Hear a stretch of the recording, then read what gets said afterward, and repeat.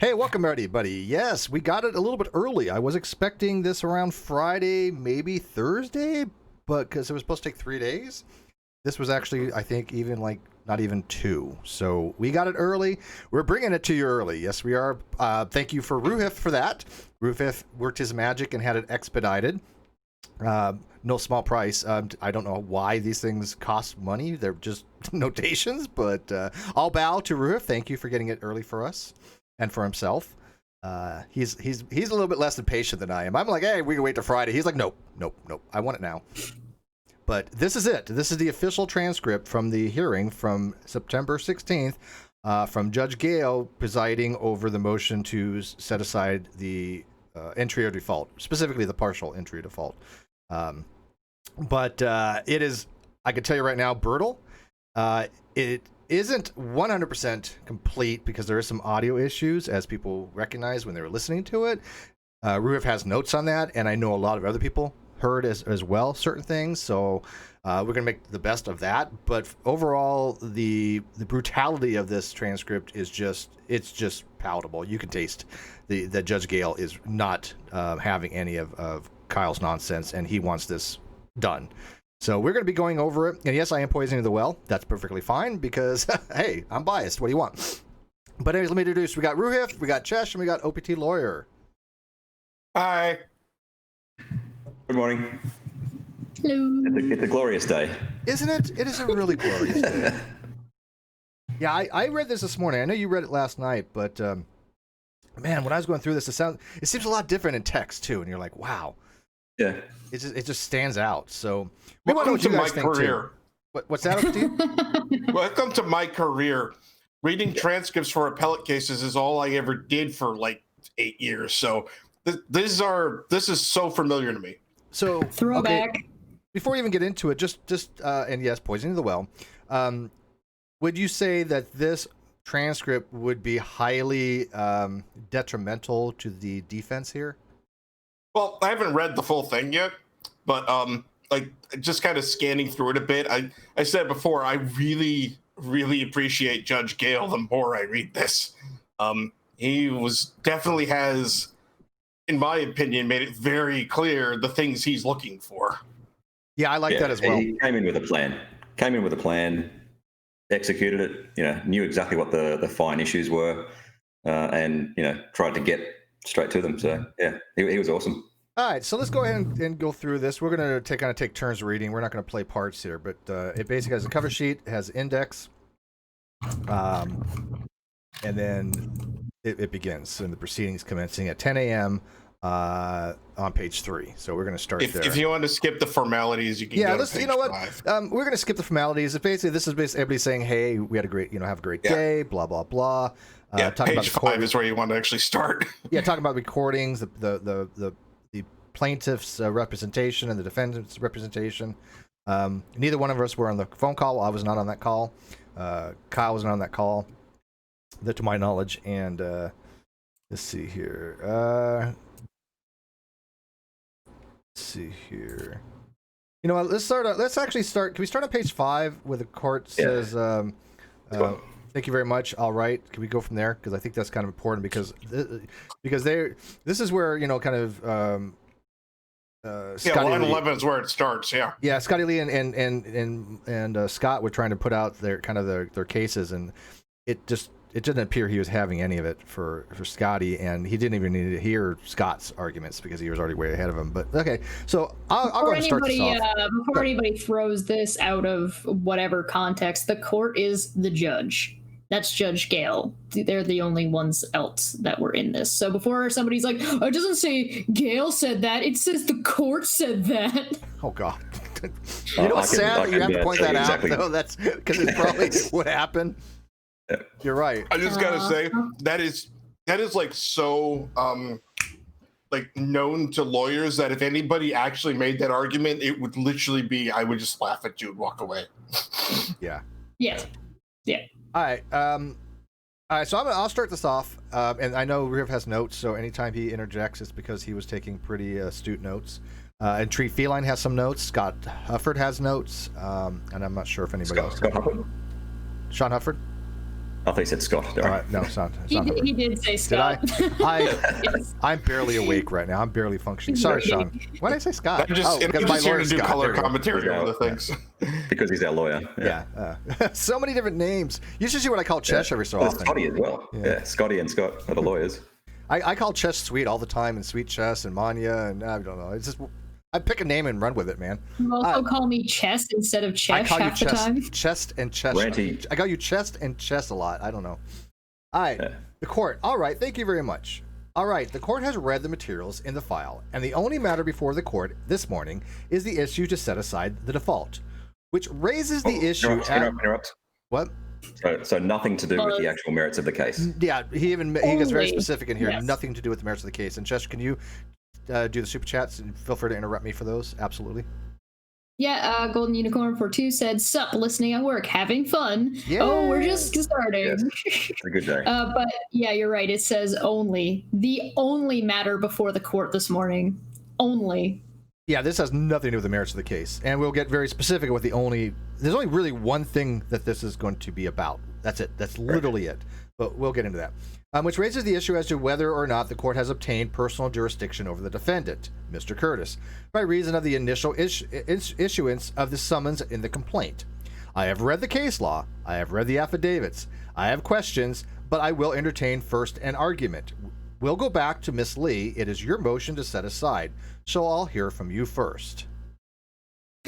Thank you, Your Honor. And I just want to... I know you've read the briefs, and I don't want to rehash that too much. I just want to talk for a few seconds about the standard of review that governs the motion to set aside, which I think is really important here, and the provisions for setting aside a motion for default under North Carolina law must be liberally construed. The purpose of that standard is to give the parties an opportunity to have the case disposed of and decided on its merits. The law disfavors judgment for that very reason. You know, and it's kind of funny before I continue on. Roof and I actually pointed this very case out that Miss Lee gets kind of notably didn't put the very next sentence.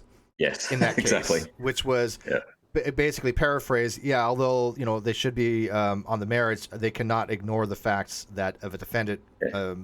Basically, plaintiffs have rights as well. Plaintiffs have, basically, rights. if the defendant ignores their responsibilities, the plaintiffs have rights, and so you can't just say I want to take it on the merits, but then the defendant go, well, I didn't do anything to just even show up. I didn't bother with any of this.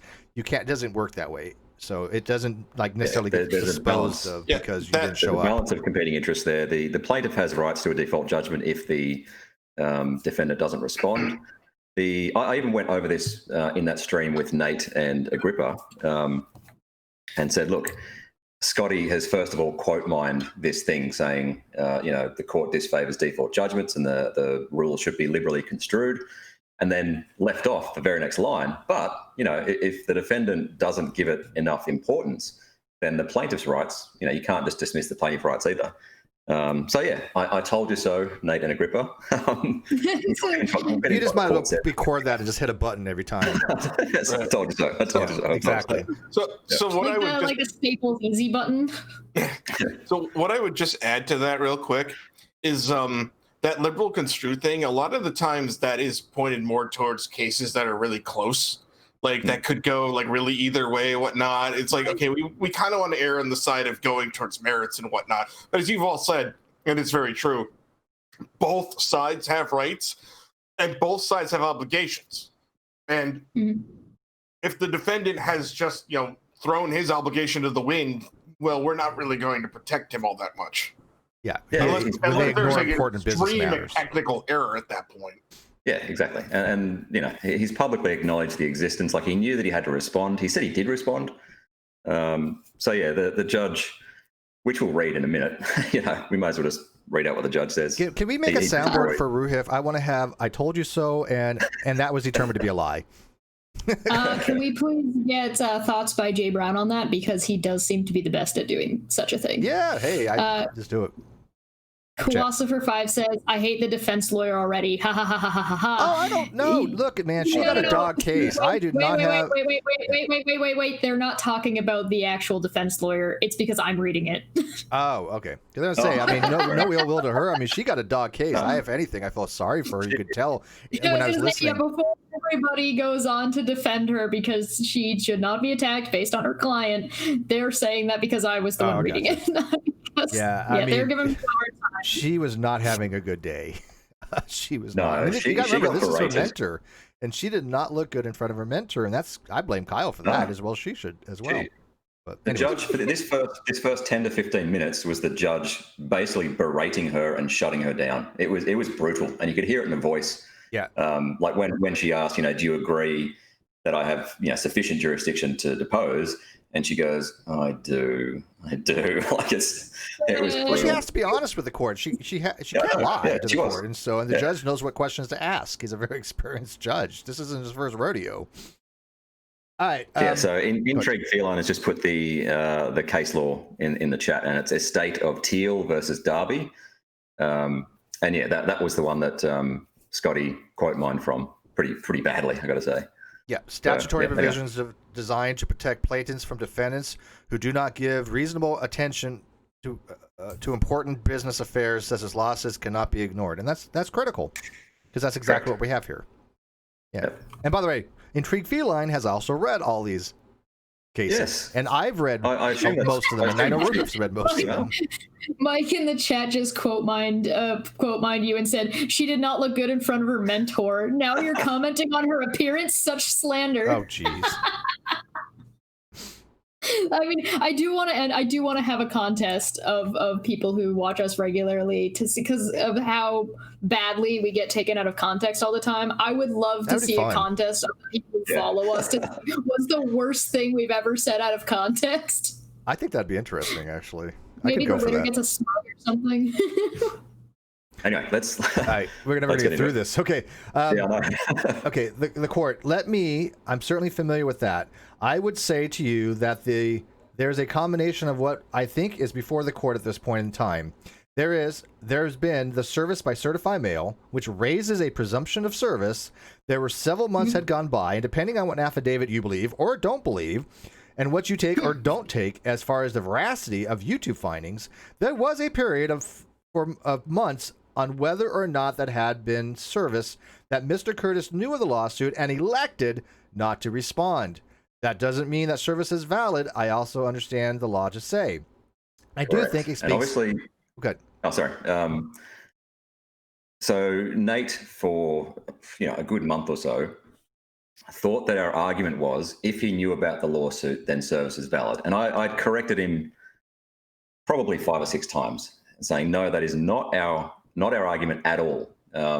If service was defective, if we did not follow Rule 4, and Kyle knew about the lawsuit, service is defective. Like if we didn't follow the rules. Right. That's been our position from day one. Yeah, but if we follow the rules of Rule 4 and get a return receipt, file an affidavit with it, blah blah blah, then we get a presumption. And there are the case law has decided what you need to do to overcome that presumption. Correct. So and getting the papers is the key to that. Yeah, and so we agree. We agree that just getting papers from a defective service, or even knowing about a lawsuit, knowing about a lawsuit doesn't matter if you were improperly served. Yeah. So just to clarify that for the fucking 30th time. So what you're telling us is that evolution doesn't say we came from a rock. Exactly. But yeah, and that again, how many times did we say this? We never argued if he had actual notice and just knew about the case but didn't get the papers, or it wasn't per Rule 4, it wouldn't be proper, or it still would be proper service. We never argued such a thing. His lawyer tried to argue that, and even Scott and I and Rufus are like, what? That's not that. Wait, we're not arguing that, right? And I know that the dishonest lawyer Nate, that's what he was trying to say that we were arguing, and I'm sorry, he should know better as a lawyer. That's why I think he's highly dishonest, because if you're a lawyer and you make these kind of just fundamental errors, you're just dishonest. But I've known that for years about Nate, but it just points it out that We never argue that. Where did we ever argue with that? Oh, well, he knew about the case, therefore it was proper. Where did that ever happen? We didn't. Never. So, yeah. So It's that was clear just again. blatant Go lies. and watch the stream with Nate and Agrippa. I explain it pretty You know, clearly. I might watch that one day, but How I just long can't before watch you either of that video them. gets deleted? Yeah, I might one day. All right, let's continue on. Okay, so this is, like I said, this is the judge talking about that. Like he just knew but didn't get served properly, which wasn't the case. I do think it speaks to the issue of whether or not you get to the liberality of setting aside a default if, in fact, you are willingly ignorant of, you're aware of the lawsuit, but purposely elect not to appear before the court. It doesn't, I understand your case law to say that notice of a lawsuit does not make effective service effective. Does not make defective. That's an error in the transcript. Yeah, I think you're right. I think it's supposed to be, it does not make defective service effective. Yeah, that's nonsensical as it's written. So it's keep in mind, it could also, the judge may have actually said that and just You might have just reported it, misspoken. Yeah. I think it's supposed to be one way or another defective service, but does not make defective service effective, which we agree with. Yes. The service in that Osman case, is he talking about Osman yet? Not yet. Anyway, No, I'm getting way too he far does ahead. eventually spells it out for her too. Yeah. But I do think it goes to the liberality of the service of review that you're asking the court to follow. So I will say to you here, if I find that there was, in fact, valid service, and if I were to give any veracity to Mr. Curtis's comments, they are, in fact, proven that he was aware of the lawsuit and chose to ignore them, that he purposely and willfully failed to abide by the judgment of the court and waited some time to set it aside. I made it apparent early the harshness of which I would view that. So I appreciate your sightings to the court, the standard of review which it's aware, and would take issue with you saying that he necessarily is entitled to the same liberality that others would be under these circumstances. That's harsh. That's brutal. That's harsh. Yeah, this is really harsh. You know, I mean, he's saying basically saying that, hey, look, around. you're basically telling me that, you know, because he's basically willfully ignored what I've told him, that you expect me to give him the same treatment as other people? No, it doesn't work that way. That's shutting down Scotty pretty big time. Yeah, he's literally narrowing the issue. Number one, like, he doesn't want her to continue going on with the liberally construed thing, because it's like, look, it's done. I don't necessarily care about that right now. There's only one thing I care about, and this is it. He's narrowing his issues down. Yeah, he's already decided it that doesn't apply here. The critical issue. So I appreciate your signing to the court. Is that what I meant? Yeah. So I appreciate your signing to the court. Okay. I'm sorry. You're in We the got a little wrong lag. spot, Steve. What? You're in the wrong spot. Where am I in spot? So I'm most page concerned 7, about whether or 111. not there has been valid service or not. The critical issue in that regard is, I believe, that moving forward raises presumption of service and has been disproven. So I'm most interested in your argument as to say why that presumption is not there. Now this is critical. All right, I think there are 2 errors in that some errors paragraph. Yeah, so I'm most concerned about whether or not there has been valid service or not. The critical issue in that regard is, I believe that Rule 4 raises a presumption of service and has to be disproven. So I'm most interested in your argument as to say why that presumption does not prevail. Yeah, I heard Rule 4. Sean heard Rule 4. You heard Rule 4. I'm pretty sure that is an actual error in the transcript. Yeah. We've got to sort out how to actually correct these errors. I mean, what do you do there? I don't know. But yeah, it was per Rule 4. But this is critical because, again, this goes to what I was saying. And again, how many times do we have to say that we were right? Kyle's defense changed from trying to rebut presumption of service to the defense that presumption of service never arose. Big difference. And so that's the problem the judge is having, because he changed his defense a year into the case with no indication of anything prior to that. It just took him a year to actually deny the papers. Yeah. That was a huge mistake. That I don't know, not for us, but I mean, at the beginning. Why? Okay, so I have to ask OPT, and again, not giving legal advice or anything, but Right. Why would a lawyer allow him to put that in there, knowing that that raises a complete contradiction with earlier stuff that he has said? Is he actually denying that there's a presumption? Like, I don't think that's explicit. If you didn't get papers, you deny deny presumption as arose. Yeah. Yeah.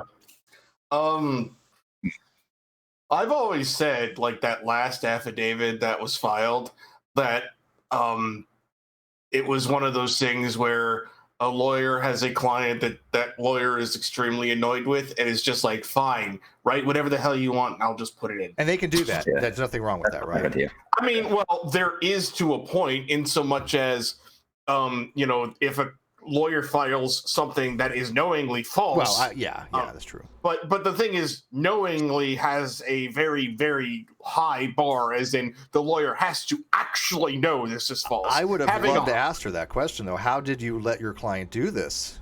I mean, that's a question she would never answer, period. I mean, as an attorney, should never answer, period. But outside of, like, in front of, if she's testifying in her own lawsuit or whatever, but like that's never a question that you'll get answered. Of course, no, and I wouldn't expect her to answer either. But I mean, as far as us, it is a very valid question to ask, don't you think? Oh no, I'm curious too. Don't get me wrong. Yeah. I'm like, I know we'll never get an answer. Yeah. Well, if we kind of go through what we know a little bit about Kyle's behavior throughout this, there's a decent chance that she may have been unaware of any recordings. She may have been completely unaware of what he had tried to argue up until this point. He may have indicated to her that he had moved. He might have implied that it was further and over a period of time that it wasn't. Like, there's a decent chance that whenever she decided to present this argument, that it was one, thrust upon her, and two, she didn't have the information that Steve's lawyer had. I think that's quite possible. By the way, hashtag Steve, Ruhiv Chesh, and OPT lawyer have altered these official transcripts. That's going to be the next narrative. Watch. I think the narrative is going to be like, look, even Steve and Ruhiv said there were errors. How can we trust anything that's in the transcripts? Exactly. Count on it. All right.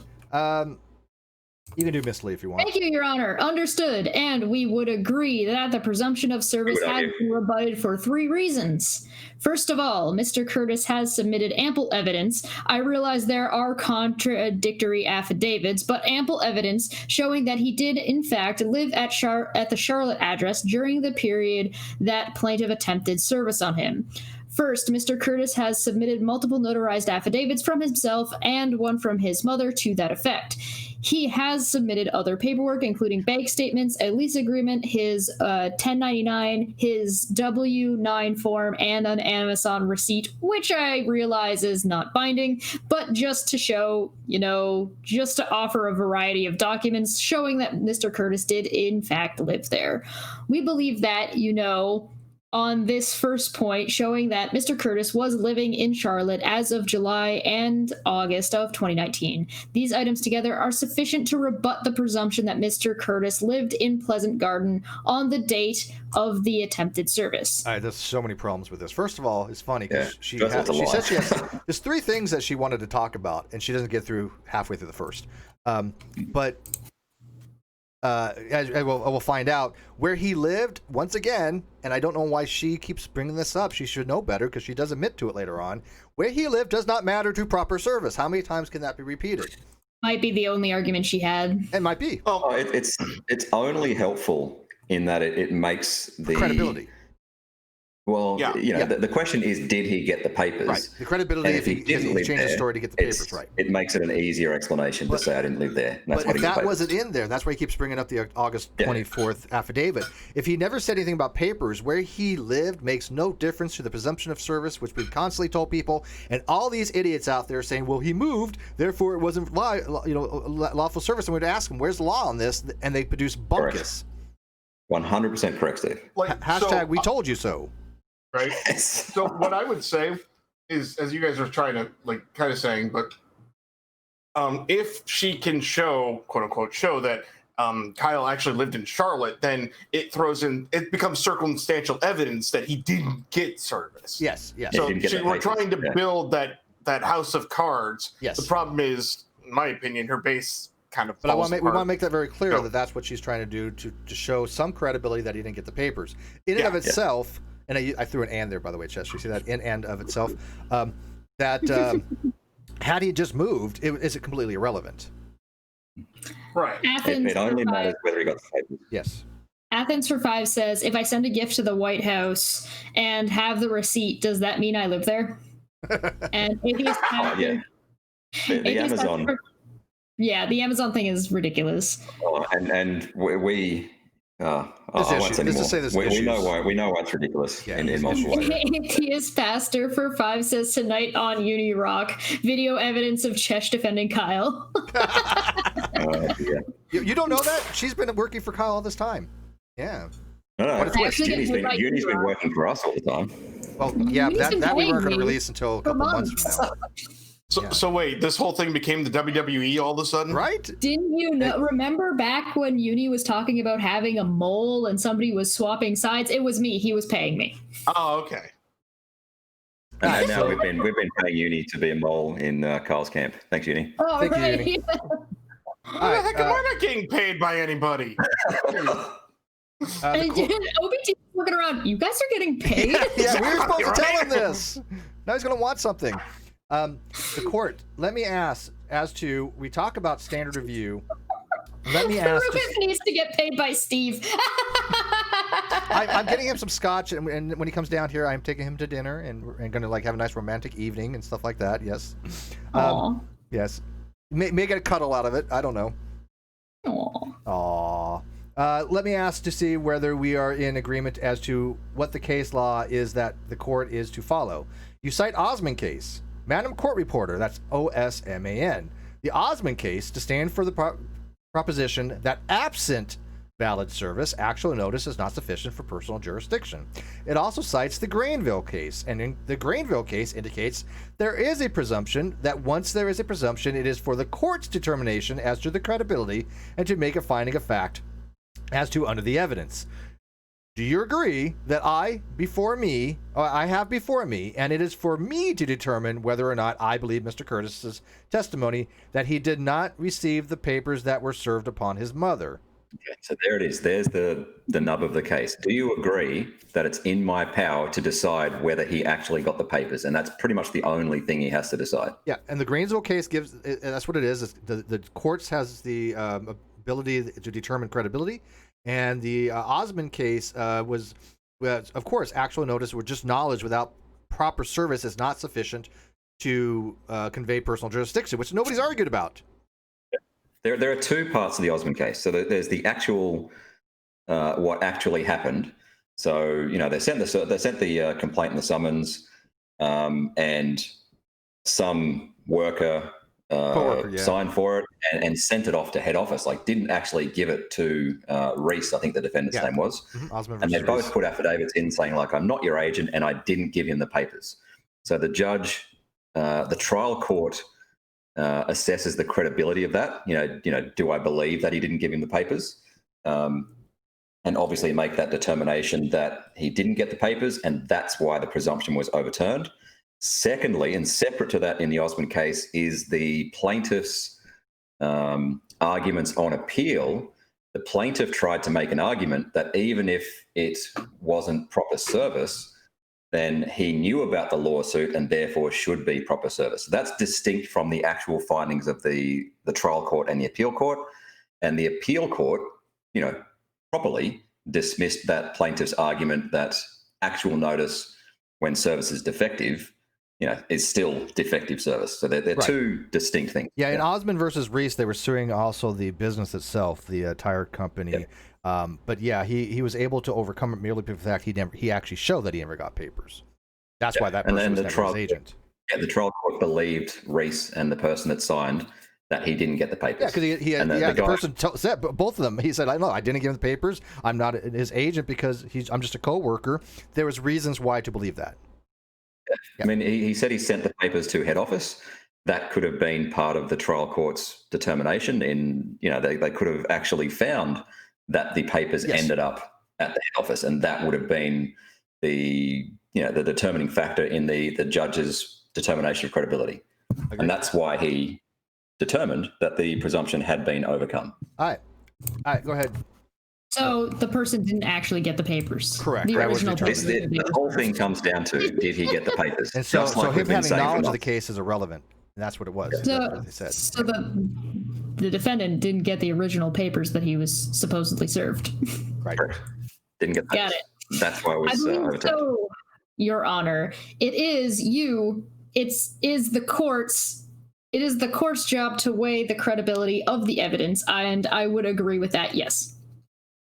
And then in that regard, you talked about Mr. Curtis has filed multiple affidavits, and he has, other than the affidavit he has filed, I believe on August 24th, is there any other affidavit that he filed that says he did not receive the papers that were served upon his mother? Again, there's a plain statement of what the judge wants to know. Did he get the papers, yes or no? No, Your Honor. The reply affidavit, which I believe is the one that you're referring. In several affidavits he filed before August. Right. He did not say that he did not receive the papers from his mother. He simply said, correct. And I was not served in Charlotte. Correct. Is there any affidavit in the file from his mother that she did not send the papers that were not served upon her to Mr. Curtis? She did not say that in her affidavit, Your Honor. And is there any affidavit other than the affidavit that Mr. Curtis filed on the 24th of August that says that his mother was not an authorized agent to receive mail on his behalf? No, Your Honor. Okay. So, okay, so we want to stop there. So this is critical. Yeah, go ahead, Roof. Yeah, so the case law, once the presumption arises, the case law says really specifically two things. You have to prove that this person that signed for the mail was not your agent, and two, that you didn't get the papers. From what I can tell of all the case law, the determining factor is, did you get the papers? So the agency kind of follows on. Like, if you got the papers, then that person was your agent. If you didn't get the papers, then that person was not your agent. That's exactly how I read it. Yes. Yeah, the key is did he get the papers? So I've got to answer Intrigued Feline as well. Correct me if I'm wrong, but it also was credible due to more than one affidavit stating that he had not received the papers. So yes, in Osmond, there were two affidavits saying, first of all, not my agent, and didn't get the papers. Yeah, it's very important to note that merely saying that person was not my agent doesn't rebut presumption of agency. Yeah, there are cases. I mean, Granville is one such case where the defendant could not identify. In Granville, was that the one they didn't even know who it was? Sign for it? It's going, this F or S Hedgepeth signed for it, and the defendant goes, I've never employed someone, named Hedgepeth, so I've got no idea who that is. There's multiple cases where they could not identify. So the Steffi v. Matza construction case, the defendant goes, signed by an unidentified individual, and yet service was also presumed proper because he got the papers. There are multiple cases as well where there are multiple affidavits from both the defendant and the signer saying this person was not my agent. And the court goes, you got the papers. Service was proper. So let's say, let me give you a quick hypothetical, because I know we want to get through this quickly. We have a limited amount of time. But let's say it goes to the next door neighbor. They sign for it for some reason. Again, total hypothetical. Next neighbor comes over, gives you the papers, and you have the papers. That person is your agent, period. They've performed their duty to give you the papers. Yeah, if you got the papers, that person is your agent. All right. So, Ms. Lake, go ahead.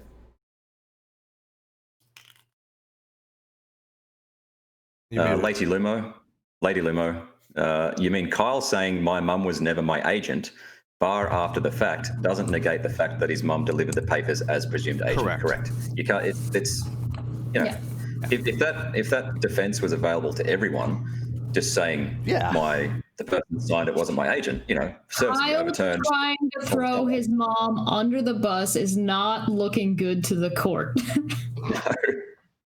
Yeah, his defense would be, I didn't get I didn't get the papers, therefore He's my mom not wasn't even an my agent. real mom, guys. We need to get a DNA test.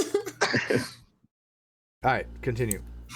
So as I was saying, we believe that the evidence shows that Mr. Curtis was living in Charlotte as of the date of the attempted service. We also have shown, going to the rebuttal. Would you agree that even roll? if was Can even we do if a drum he, roll right now? what's that? Drum roll right now. All right. This is getting the best part. There's like 2 or 3 major parts in here. There's the best. This is one of them. Yeah. Would you agree that even if he was living in Charlotte, if the papers were served upon his mother, and then she promptly delivered those to Mr. Curtis so that he received the papers with the presumption that Rule 4 allows, would that have been adequate service to convey personal jurisdiction? I think that if Mr. Curtis had not rebutted the presumption of service, that his mother is his agent, and I think that he also, under the law, would have had to, in fact, receive the papers from her. A phone call, for example, wouldn't suffice. But I ask you the question: Is it the mother? Is it the mother received them, signed the return receipt, and then delivered those papers to Mr. Curtis, and he received them? Would that have been adequate to convey personal service? I believe so. Yes. There you go. Yeah, that's key. That's it. That's it. Yeah. Good game. Let's go home. Thank you for Hey, watching. that's page 11 out of 35. We did it, guys. That really what it boils down to. And like I said, Judge doesn't care whether he lived in Charlotte, doesn't care where he lived at all. What the only matters to the court, and we've said this so many times, and for everyone that doubted that, well, I'm not gonna say it. Screw you. But it is: did his mother get them? She signed a return receipt, and by the way, a certified mail. It doesn't have to be registered mail. That it went out a long time ago. So anybody who's talking about registered mail, you're just fundamentally wrong. Certified mail, return receipt, and delivered the papers to Mr. Curtis. That is enough to adequately convey personal jurisdiction and service. I believe so. Yes. Yeah. That is Scotty Forbes Lee agreeing. That's his lawyer that agreeing. Even if he lived in Charlotte, as long as his mother gave him the papers, that's personal jurisdiction. So how many people that were saying that it mattered where he lived, they're going to apologize for that? I guess 0. What do you say? Yeah. Okay. The court. Oh, do you want to say that again? Just say that again because I want to hear it, Josh. I believe so, yes. And also, so that I know where the fact record is that we're all arguing. When Mr. McRae first sought to compose a judgment by default, and there was the issue, the court at that point in time had never received an affidavit of Mr. Curtis that he did not live in Pleasant Garden. So the court made a point of saying that the complaint had not been verified, that the court itself would serve its order on Mr. Curtis at the address that was available to the court, or the court then mailed its order to Mr. Curtis. Mr. Curtis has never said that he did not receive the court order. Did he receive it? So something that I just want to point out real quick here, that's the judge saying that, hey, no, Steve's lawyer is not the only one who sent Kyle papers. The court sent Kyle papers at that address, and so he received them. So wait, let me make sure I get this right. So this whole narrative of us sending papers at an old address, knowing that was an old address to do whatever kind of stupid narrative people want to run, that was complete BS. Really? Wow. Shocker. Who would have guessed that? Yeah. Kawasa for Pi says #Steve bribed the judge. That's going to be a new one. A uni Periscope title. And again, let me make it very clear so people that may not have been following. When I said that I knew Cal had moved, I based that upon principle of charity. After many weeks, then he told people that he had moved, and then I had heard about it. When we served him, Ruhif, did we have any indication or any knowledge or even suspect that he had moved when he was served the complaint? No, we did not. Okay. At the date of service, we had no idea. No idea. Hey, guess what? Maybe it's because he didn't move. Well, we're finding that out now. Thank you. Spoilers. That will become abundantly clear during deposition. Well, she just ruined this whole video because now it's over. Okay, now you guys know. Okay. Yeah. Spoilers. Where are we up to? Okay. So Mr. Curtis has never said that he did not receive the court's order. Did he receive it? Miss Lee, Your Honor. So he did not, and that is a result of his first affidavit that he filed in which there was a typo in the address. Now, this bit's irrelevant. Scotty Forbes Lee gets mistaken here, like she's referring to the typo in Kyle's later affidavit that then we sent documentation to. Right. So we'll skip down. Yeah. Skip down to the next page. The court. Now, Miss Lee, when the court served that, it served in Pleasant Garden because the court had not yet been made aware. It did not have any affidavit of Mr. Curtis. He did not made an appearance at all. And I said I did not want to enter a default judgment without making an effort to tell him that default had been entered and that I was considering default judgment. I mailed my order to Mr. Curtis at the only address I had available to me, which was Pleasant Garden at that point in time. Mr. Curtis had not filed anything, and your various affidavits never say that he did not receive the court's order. Did he receive it? There's a typo on the next one as well. So I can tell you that he received. Oh, I can't? I can tell you that he received notice of it. You that Oh, really? he received okay. notice of it at some point. I cannot, as I sit here today, say whether he received that in the mail, a physical copy. I do not know that, Your Honor. Okay, so she actually know that. that makes more We know sense that. for her to say, I can't tell you that he received notice, but I don't know when. We know when. Yeah, we have all that. All right. Well, there's also like it almost sounds like she's answering a different question. She was. Because- She got was above. mistaken. Yeah, she was. Yeah, because he was asking about the judge was asking about the making Kyle Order on the aware default of judgment the notice. Yes. judgment right before he actually submitted the default judgment. Yes. Yeah, and Kyle's on record on Discord saying, default's been added. Whatever happens will happen. Steve can't prove his damages, which and I'm was like, stupid. that's a very silly thing to say. Yeah. Because Shocker. the court had already defaulted, like there's already a default judgment, so that it's been ruled on. That was weird. All right, so the court, if I find that there was in fact valid service, you understand the significance with which I would put on it if Mr. Curtis chooses repeatedly to ignore the court. Miss Lee, absolutely, and Mr. Curtis is aware of that too. Oh, And does that's nothing. brutal. So he has knowledge of this, that heavy penalties are in store. Yeah, that's another brutal passage from this transcript. It is. All right, go ahead. I've interrupted you several times, but we now know what the record is. Yes. Yes. We'll just randomly do it. Go ahead. Yes. I'll do it. So what am I to in making my credibility determination? What am I to make of Mr. Curtis's statements in YouTube proceedings, including the precise statement, "Did you receive the papers?" "Yes, I did." What am I to make of that? That's pretty blunt. It's It is. poignant.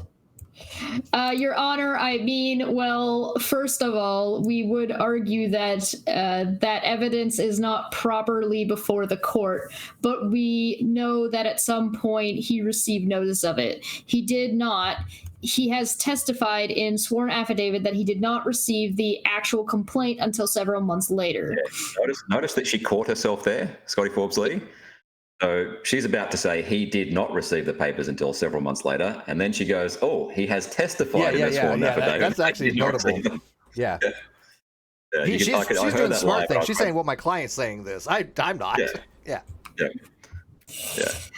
That's what he said in one of those affidavits. Correct. If I were to find that he, in fact, gave a statement, admittedly not under oath, but gave a statement on YouTube, observed by someone testifying and able to testify and authenticate that it was he that I was watching, and he made the statement and was asked, "Did you receive the papers?" and his answer was, "Yes, I did." What significance would that should the court place on that statement?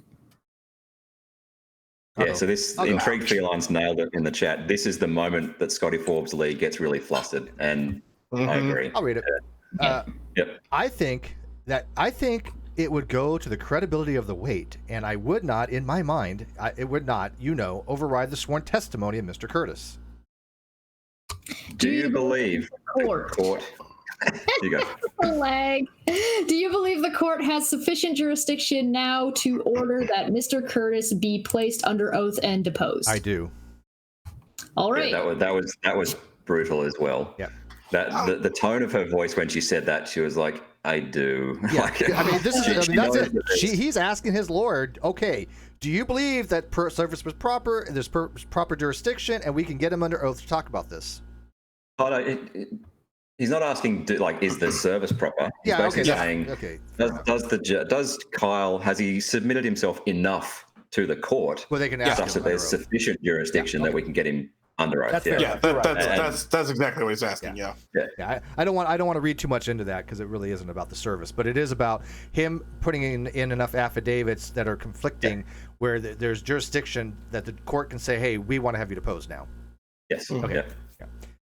And the court says, "All right." All right. So, yeah, I do. If it were in connection with the current motion that's before the court now. So, I mean, OPT could probably tell you how much sort of voluntary contribution to the case would he have to have such that the court would have this sufficient jurisdiction? The point is that Scotty Forbes-Lee agrees that the court has that jurisdiction, and it was The fact is, sorry. Hang on. Fucking lag. Yeah, I know lag's horrible. I'm sorry. This is what we get for using meats. It's Every the time Australians. this happens. It is meats. I'm sorry. It's meats because we got Australian, we got Canadian, we got 2 Americans. Yeah, it's ridiculous. Yeah, so the question to me yesterday was from Agrippa. Agrippa thought he heard the judge asking Kyle whether he would sort of voluntarily submit to deposition, like, give me your jurisdiction. I'm going to have to stop you right there at Agrippa thought. I don't believe Yeah. I mean, he thought he heard something. This is, showing that the court was not asking for his jurisdiction. It was asking Scotty, do you agree that I have it? Yes. Mm-hmm. All right. The court, all right. Okay. I do, if it were in connection with the current motion that's before the court. Yes. I've got to determine whether I believe his testimony that he did not receive the papers was credible or not. Again, a very clear statement of what the judge is going to determine. That's all it comes down to.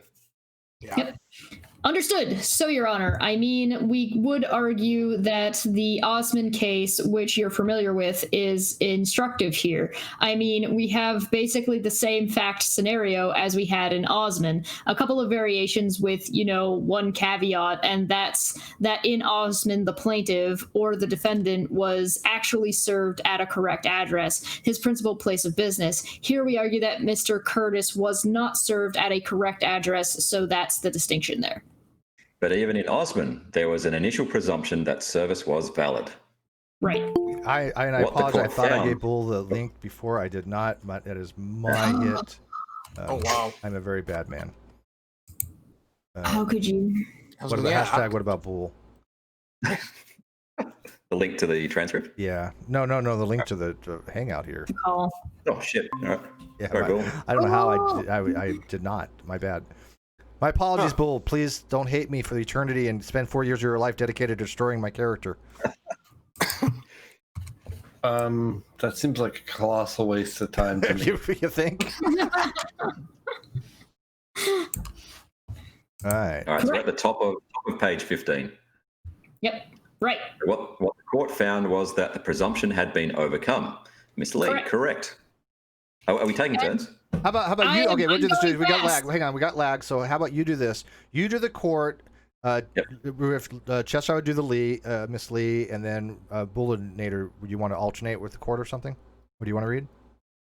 I'll read the court. How come I can't see any of this on the actual meet? But okay. Oh, because we're not sharing in the meet. We're. I sent you I actually sent you the actual transcript by email. I was there, but yeah. I'll go ahead. Let me and Ruhif read. He'll be the court, and I'll be whoever isn't the court, and then we'll let Boole and OPT and Steve comment as we go. Okay. Because Ruhif's gonna know when he's gonna want to stop. Yeah, I'll just yell because there's like I don't know, half a second lag. Yeah. All right. Okay. So the court, top of page 15, the court. What the court found was the presumption had been overcome. Correct. And that's what we asked you to find here, Judge. I mean, that's all Wait. we Why have. are we skipping 14? Did we skip 14? You literally skipped a whole chunk of 14. Yeah, good parts too. Really? Yeah. No, we didn't. I read that. Did we talk I read about that whole Osman? part. No, we didn't. Yeah, we we did. Did we? We read that. Yeah. But even in Osman, there was an initial presumption of service was valid. We read all that. Yes. Where am I? I don't know. Good question. This is weird. I don't remember this. I'm having severe short-term memory loss because I don't remember that. Yeah, we read it. Okay. Let the record show. Somebody get a transcript of this video.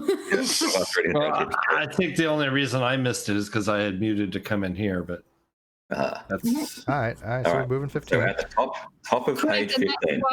Yeah, correct. And that's why we asked you to find here, Judge. I mean, that's all we have here on the motion to set aside. I think, we'll rest on our brief. Okay, the court. I'll certainly let you respond to Mr. Myers as well. Mr. Myers, the floor is yours now. Thank you, Your Honor. I would just mention briefly about, since Your Honor asked about the recordings and the authentication of those recordings, I think the case, one of the most recent cases from the Court of Appeals talking about video and audio recordings is State versus McGee 766 SE 2nd. 698, and the court says ruling decided on North Carolina Rule 901 says that all that is required to authenticate an audio tape recording is the witness's testimony to identify of the declarant based on personal knowledge. I think we've got, declarations in front of the court, both of who made them and who made the recordings and the video, and testimony offered, affidavits from Mr. McCrae that it was actually the defendant on the recordings and on those videos. So I think those are properly authenticated and are for the court to review, making its credibility determination. And Helios for Two also said, "Steve, do you smell toast?" I do, but it's burnt. Is that? Can I just step in with one quick thing? Yeah. It's declarant. Oh, sorry. You're fine.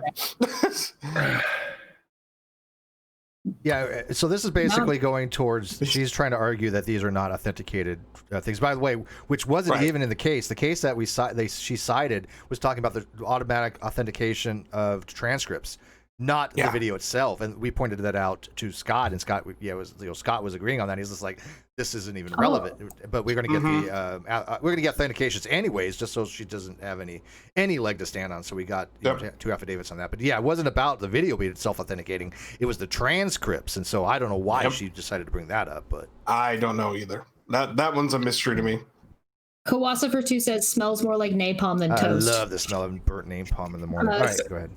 Scott goes on, Your Honor, I would just like to set the scene for just a minute as to how this case came and how the service came, and all this in front of the court in some of the previous motions. This dispute has been brewing for a while. Mr. McCrae served, hired counsel in North Carolina. There were multiple... Interrupt. I've got my arms around. I recognize there are other people that you may want to educate, but the court doesn't need the education. I love that. He's just like, no, we already know about this, man. You should have seen his face during that hearing. I saw poor Scotty Forbes Lee. She got shaky, like physically shaky in there. And he was just, you could tell he was looking directly at her most of the time. And it was not a happy look from Judge Gale. And this was not shutting down my lawyer. This was basically telling my lawyer, hey, look, I already got this covered, dude. I already know what you're doing. I'm 5 steps ahead of you, man. This is look, I've read the briefs beforehand, counsel. I don't need a rehash. Yeah. But the court doesn't need the education. The court is certainly familiar with multiple briefs and affidavits that have been filed. Thank you, Your Honor. Then I won't belabor that point, and so just getting to the presumption. I think everybody agrees that the presumption has arisen in this case by order of the rule, that it's not been disputed. The certificate of service, it was served, it was signed for, the return receipt came back, and it was filed with an affidavit to the court. So at that point, by operation of the statute, the presumption arises, and what it becomes is incumbent on the defendant. We all agree that the presumption is there, and I've got to judge the credibility of whether it's overcome or not. What say you, Mr. Myers, about what is the significance of Mr. Potts's affidavit, and what am I to do with the fact that Mr. Curtis's most recent affidavit was that Mr. Potts has filed an affidavit under oath that is false? What am I to do with that? So that little line, Mr. Potts has filed an affidavit under oath at this point, is actually filed an affidavit under oath that is false. What am I to do with that? I'll read Scott's. Unless, Bull, do you have it up? Steve, why do you keep delaying what we're doing to stop us from continuing to go? Well, just so everybody gets a turn, I want to get Bull in here. Is that okay? What about what about Bull? I don't need to read, Steve. I'm okay. This isn't third grade. Well, you know what? But to some people, we need to break it down to that level, Bull. Well, Your Honor, I think you weigh the credibility and the totality of the circumstances in this case. Mr. Potts, in order to look at the credibility between Mr. Potts and Mr. Curtis, you basically have to believe that an angry ex-boyfriend decided to insert himself into the case at the last minute and perjure himself. But Mr. Curtis did put before the court Zelle indications that he had monies withdrawn from his account and were paid to Mr. Potts, with the suggestion, obviously, that those were rent payments, which documents that they were. Right. And a statement that Mr. Potts just simply didn't remember signing the affidavit and rental agreement because he was drunk. Now, obviously, Mr. Curtis has indicated that he was waiting on certain matters that would come from text messages and from his Discover and how Mr. Potts had responded. But I mean, I've got two diametrically opposing affidavits put before me under oath. I'm reminded when I was clerking a long time ago, many, many years ago. It's been a long, long time ago. Not that many years ago, Your Honor. Amusing. Yeah. He's just reminiscing. Pushing 50, but when it was in federal court and the situation of two diametrically opposite affidavits, and when called upon to judge the credibility of diametrically opposing affidavits, the federal judge for whom I was clerking says, I simply don't know that I'm the best person to make that affidavit or to make that determination, maybe. Yeah, I think it's probably determination or something along those lines, because that statement doesn't flow. I believe I'll let the U.S. attorney make that determination. That was brutal. That's basically saying I'm making criminal referrals. Yeah. So what am I to do with two affidavits filed under oath, filed with the court through counsel, that are diametrically opposite? They can't both be right. Agreed, Your Honor. So I think you have to look. I think it is the court's job to look at those affidavits and look at the witness in total. So you only have one affidavit from Mr. Potts. You have multiple things from Mr. Curtis, from the defendant, that you would have to believe in order for his affidavits to be correct. For example, Your Honor, you're going to have to believe that, like I said, a jilted ex-boyfriend would insert himself into this case. Yeah, so that where he says you have multiple things from Mr. and like Scott couldn't remember Mr. Curtis, that was pretty funny. No, he was just going to say the defendant. That's a normal thing. It's I think he forgot Mr. Curtis. Anyway, it's possible, I guess. Yeah, and I'm interrupting, and I will let you both respond. I can certainly understand multiple affidavits versus others. I assume that means multiple Kyle affidavits versus one Ben Potts and one Susan Curtis. I would also tell you that Mr. Curtis has been forthright to say that he cannot explain why the barcode on Discover would show a zip code for Pleasant Garden.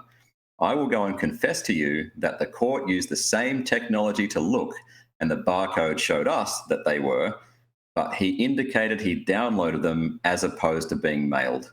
There's another little error in the transcript. Now, if I were to find that there is personal jurisdiction, then that is a matter that can be immediately appealed and on appeal. And so my question to you is, do you think the court should do anything else to develop the record as to whether or not? Because again, if I find that Mr. Curtis's testimony should be believed, Ms. Lee has pointed out that if he rebuts the presumption of service, then there is no personal jurisdiction. By the same token, if I find that he's not met the burden of presumption and it is personal jurisdiction, and a suggestion will develop well, that is a credibility determination for the court to make. But if I were to find that there was, and has been personal jurisdiction in light of the subsequent proceedings on the default judgment, etc., that the court has got separate issues that it's got to deal with on a show cause issue, etc. So before we go down that road, I'm interested in both of you saying whether or not I should take the record that we've got by way of affidavit and make the findings and see where it goes, and whether or not each of you want or should be asked to take the opportunity to subject the two witnesses to deposition testimony with full challenges to affidavits, so the record is complete as to what I'm supposed to make in a determination as to whether it is or not proper service. Ms. Lee is exactly correct. If I find that he's adequately said his mother did not have agency, she herself has not said that, and that the papers were never delivered, she herself has not said that, then there is a strong argument under the law that actual notice is irrelevant. So I need to know what both of you guys think I ought to do, and do you think I've got an adequate enough record to go ahead and make, recognizing the very significance, the importance of what the court finds, and the fact that it triggers an immediate review? What should I do? And I love he's asking both lawyers this is... Yeah, he's basically asking, should I talk about this now or wait till we get to the appeal quote. Wait to the appeal. If you've noticed, Gold. All right. there- I'm gonna go and grab a drink. Be All right. back in 1 second. All right, if you guys have noticed, there's also been a huge tonal shift in how the judge is speaking. There's been a huge change. Oh yeah. Oh yes. Yeah, I mean, at this point, like I said, he's already determined in his mind the service was proper. He's looking more for, okay, I've got to send something to the DA. What am I going to be sending them? Because I have to have completeness of record.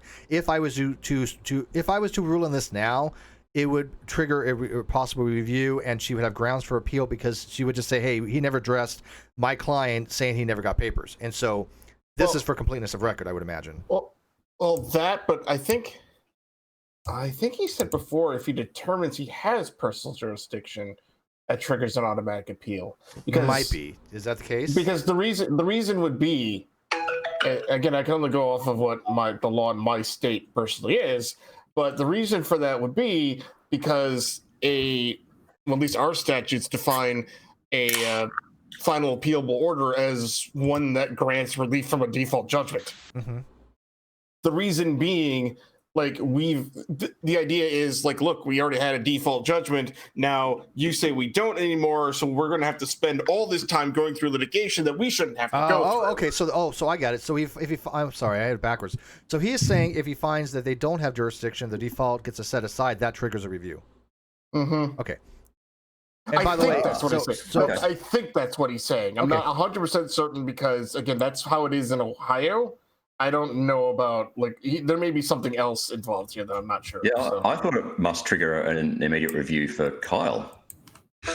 Anyway, we'll find that out. And because normally, again, like, what I would think would happen is normally, if he denies the motion, then they continue on until a final judgment. Then he can appeal the whole thing after the case is over. Okay.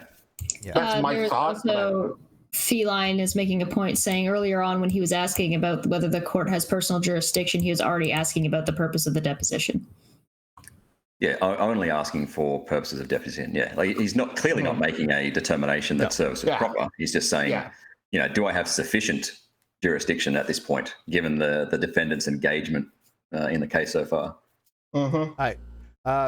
Yes, Your Honor. Well, from our standpoint, even before Mr. Potts' affidavit was filed, the court had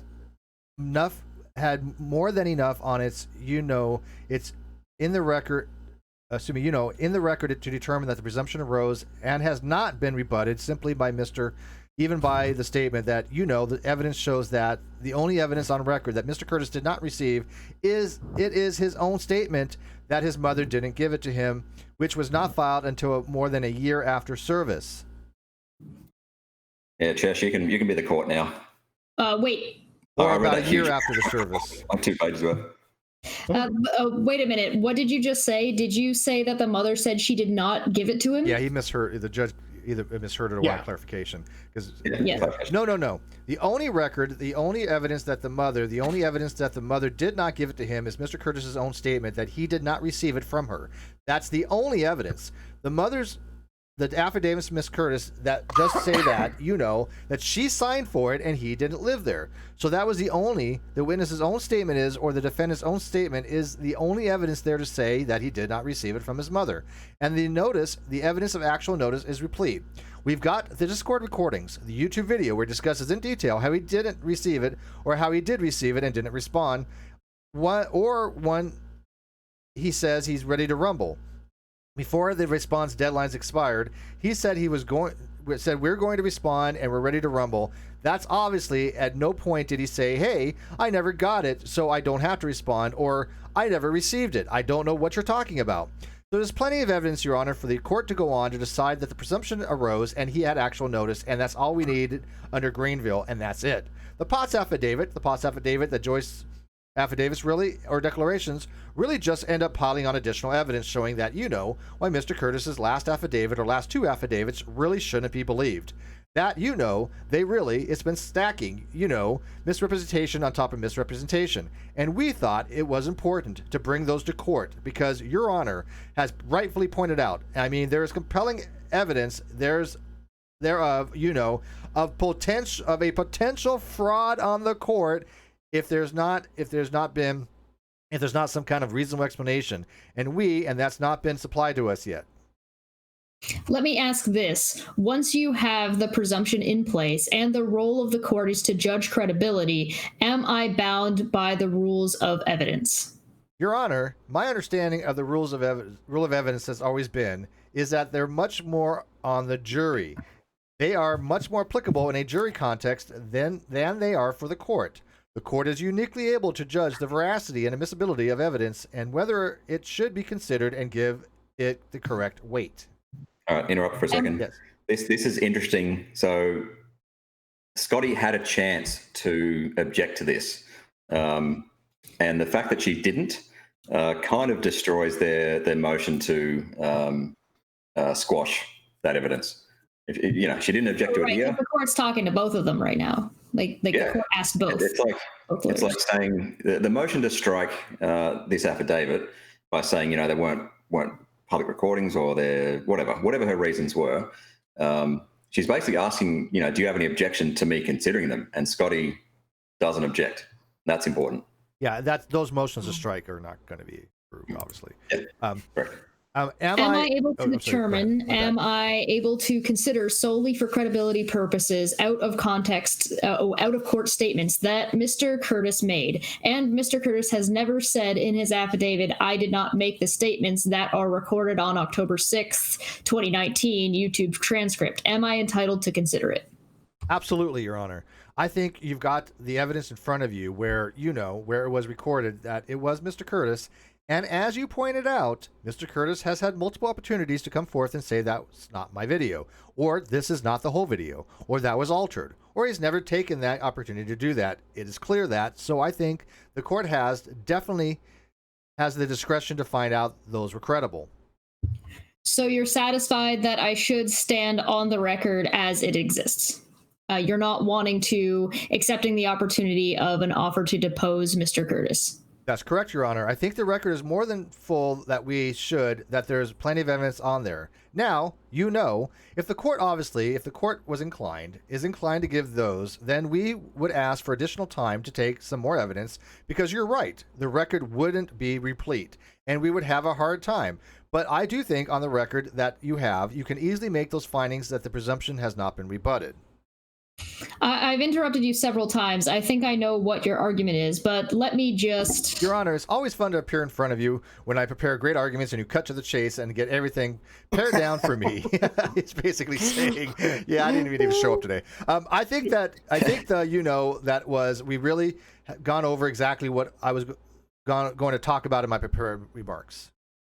Miss Lee, I'll come back to you. And what do you think about the significance? I should give to the sworn affidavit from Mr. Potts that Mr. Curtis has put false testimony before the court, both in terms of documents and statements. Do you think I ought to just accept the record as is, or do you feel like you would want to have an opportunity to depose Mr. Potts? You indicated that you hadn't had time to respond. Obviously, you recognize the significance of having two diametrically opposed statements under oath given to the court, both. And I would say to you that from the very beginning, there has been a liberal use of accusations of people lying in the court, which the court is not used to that. You mean the court's not used to fucking stupid YouTube people yelling at each other? Yeah. Can I read the next line? Please do. He says, I usually ignore out-of-court matters. And then after that, it says, but this one has taken on some significance. As written, it's kind of nonsensical. So I usually ignore out-of-court matters, but this one has taken on some significance. So what say you, Miss Lee? And can I also point out that I'm glad that they're going down this route. Granted, we would like to have a ruling, but we have to look long-term.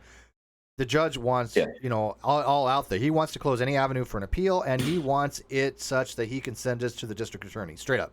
I think the court has had time wasted, that he wants to know why his time's being wasted and hammer down on whoever is wasting his time. Yeah, and so, you don't have to be a rocket scientist to go, Mr. Potts has had one affidavit where he says, hey, look, this is BS. I didn't sign for this, and he didn't live with me, compared to the multitude of things that Kyle's done upon the court. I mean, I don't know how anybody can make a rational argument if you just fairly weigh the two. we are talking about Ben in the two opposing affidavits, but keep in mind that Kyle's own affidavits are opposed right now. Yeah, he has internal consistencies Look with his how own long he was affidavits. talking about opposing affidavits before he brought Ben up. Yes. Yeah, there's internal inconsistencies with his opposing affidavits for his own affidavits, and then of course then with Ben. You know, who wants to do Lee? Anybody? I'll keep going. Okay. It's fine. You know, our position, Your Honor, is that Mr. Curtis has rebutted the presumption of sufficient service. Given the court's comments and questions today, we certainly would welcome the opportunity to depose Mr. Potts or anyone else that the court, would give us leave to depose, if that would assist the court's determination here. And, I recognize and appreciate the court acknowledging that this is a significant issue, and we do understand that service is not a mere technicality, and we want to get the best, cleanest record before the court. I'll continue. I mean, essentially, again, I recognize that I'm taking liberty this morning in terms of rules of evidence, etc., in addition to the McGee case that was referred to there. And we certainly got the Fourth Circuit opinion 901 that the North Carolina courts would recognize. And so we've got people who filed affidavits saying that I observed these transcripts, and there were statements attributed to Mr. Curtis. Mr. Curtis has chosen not to deny. Pause for 1 sec. He's basically saying here that he is going to take into account YouTube and Discord. Or at least he has the right to do so. Yeah, he has discretion to. It's clear he's going to. It's clear. I mean, come on. I mean, we've dotted the I's, crossed the T's, and got him 2 affidavits. What else do they want? I'm just saying that what he's pointing out is that he has absolutely all the right in the world to take those into consideration. Yes, correct. Absolutely agree. And again, Mr. Curtis has never denied any of this stuff. He didn't say I didn't say any of those things. Mr. Curtis has chosen not to deny. I have affidavits that Mr. Curtis filed before he retained you, Miss Lee, several months after the default judgment was entered. But in his initial affidavits, it's obvious that he has consulted someone in terms of using legal terminology, etc. Not very good one, but I'm not so sure. Yeah, not so sure about that. Hey guys, start the counter. Can somebody please check the record on this video when I said that people are going to start saying that, we said the transcripts were wrong. How could they? And now is the amount of time that it took. Really? Wow. Nice. On Twitter? Yeah. Nice. Oh, gold. Yeah, it doesn't take long. His affidavits. So however long that was, somebody please check the clock. His affidavits did not say that I never received the papers. There were YouTube comments by the time he filed those affidavits in. Yes. Were you served the papers? Yes. And saying that he had had reasonable opportunity to respond to the court and by mistake just didn't do it. And that's my mistake. He's quoting Kyle saying, my mistake, I just didn't do it. Yeah. And so I admit that once he got a lawyer and came to you and filed an affidavit saying I never received it, and then I got an affidavit saying that the things he had said before the court in terms of legal writings are forgerous, I can't ignore the fact that I've got witnesses claiming that false testimony has been given. So I'm a little concerned, and I would assume that if I found personal jurisdiction, I know you would appeal my ruling. I know that you would advise your client the right to appeal.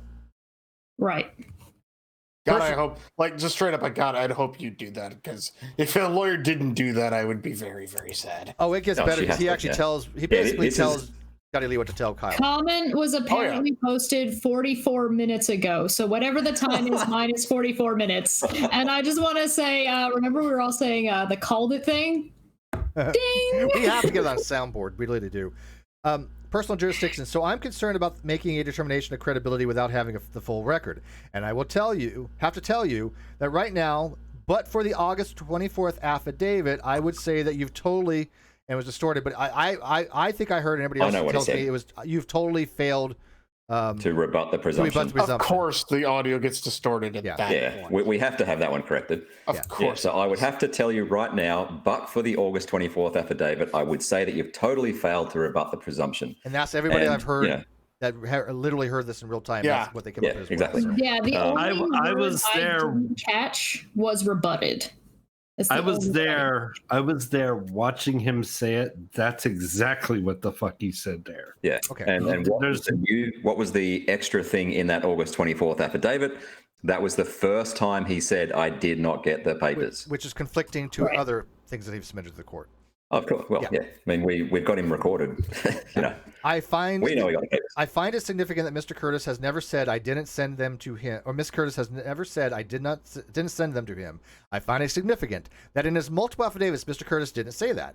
The only time he said it is in his August 24th affidavit. I do find I'm troubled by that, as with anybody. I'm going to take it under consideration what I think I ought to do. But if I were to say that I want to have a brief period of discovery restricted to the issue of whether or not, on the issue of service, other than Mr. Potts and Mr. Curtis, who is it that the parties would think ought to be subject to disposition testimony? I don't see a need that the legal assistant talks about how to use a barcode. I don't know why you would need to do that. She'll appreciate that, Your Honor. I'm just thinking that, we might, obviously, those would be the two, since those are the diametrically opposed affidavits, I'm going to jump in, actually. I had thoughts.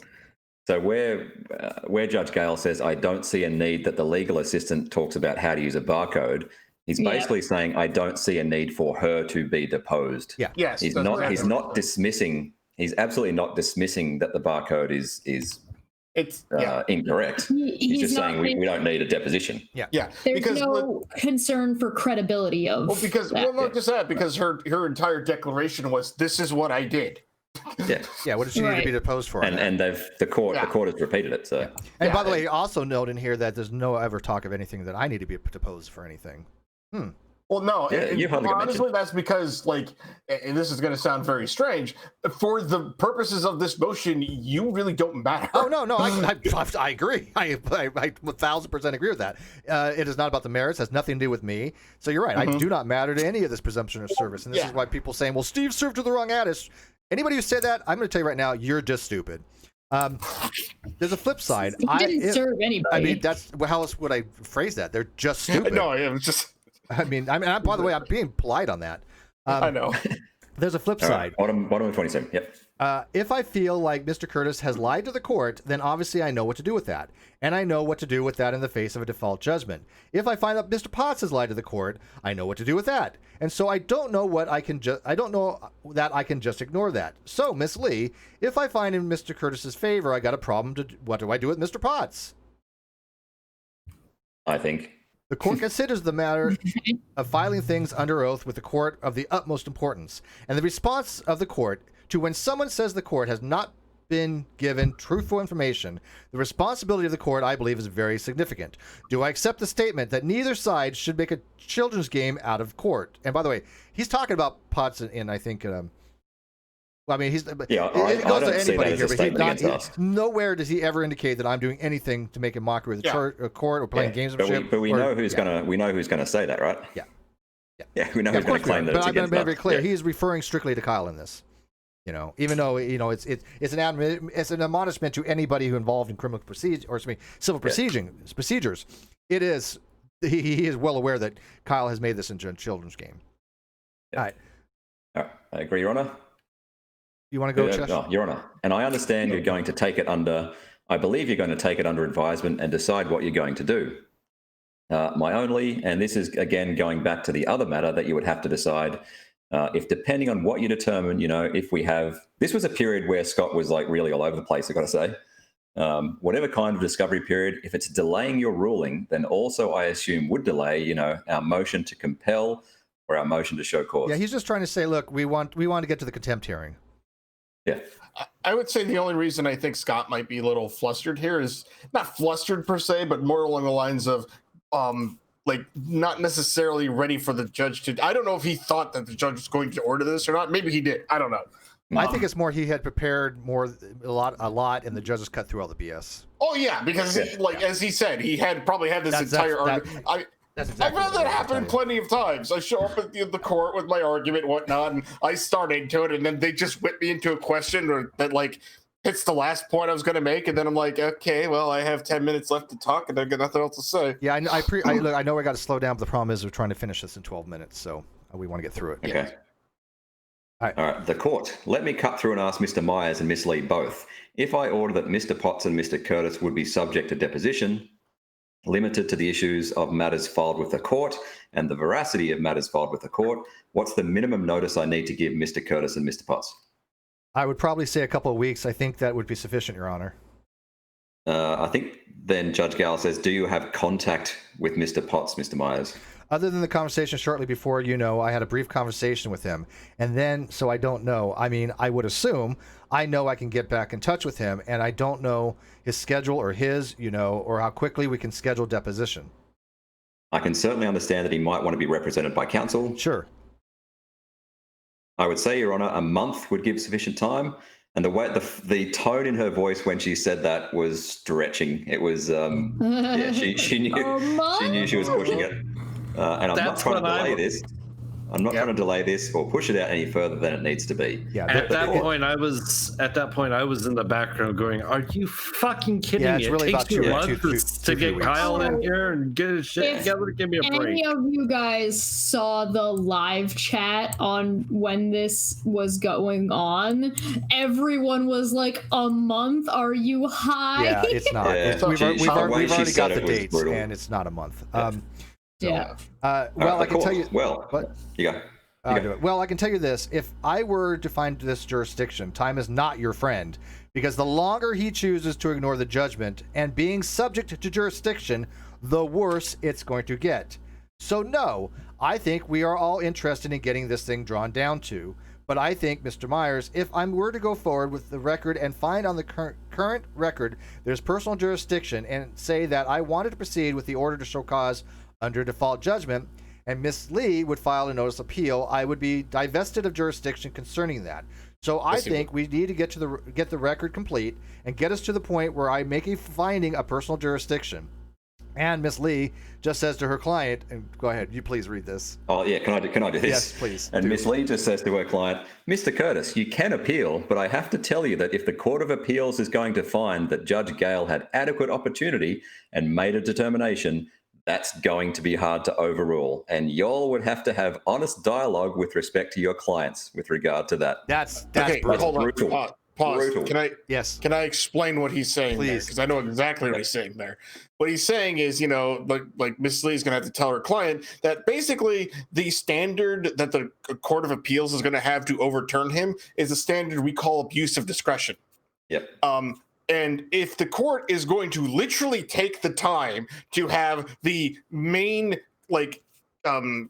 two witnesses deposed, go over their depositions, and make a credibility determination that way, proving the court abused its discretion is going to be extremely difficult. Yeah, exactly. Yeah, the appeals court can't really make credibility determinations. They have to leave that to the trial court. It's not even that they can't really. It's that they literally cannot. Yeah, it has to be on technical issues, right? Well, it's not even just that. The idea is that the trial court or the court of the first instance is the best court to be in the position to judge the credibility of witnesses because the court gets to see them. The court gets to watch them, observe them, things like that. The courts of appeals are normally, not all, it's very rare, but normally restricted to giving deference to the trial court's findings of facts. They get to make their findings of law, sure, absolutely. Yeah. But as far as the findings of facts go, aka this person his testimony is not credible, they're normally stuck with that. Yeah, unless there's abuse of discretion. And please note, unless there's abuse of discretion or on the face of the record, there's no way the court should have made this determination. We're going to rush through this, but please note that if you did appeal, there's still the contempt charge prior to that, and he's basically saying and criminal proceedings. So all that is in appeals take a very long time if that was the case. Gale is saying here your appeal has no chance. Yeah, basically, straight up, you would have no chance. Okay, go ahead and continue. I don't know where we left off. So I'm not sure I'm leaning towards taking it under advisement, as I might pretty well be persuaded that I want these people put under oath and give testimony so the court can understand it, the full dynamics, and y'all be prepared. And so here's what I'm going to do. I'm going to ask Mr. Myers that you advise Mr. Potts of what occurred today and make a determination as to whether he wants to seek counsel. If he chooses to retain you, then you and Miss Lee and I can negotiate what the timetable is. If he decides to retain independent counsel, then we've got 3 people that need to be involved, and we would set a schedule down. So accepting, so ACC, EPTING, accepting for Miss Lee's statement that she believes the court has jurisdiction to order Mr. Curtis to deposition, solely restricted to the purpose of determining whether the presumption of service has been rebutted.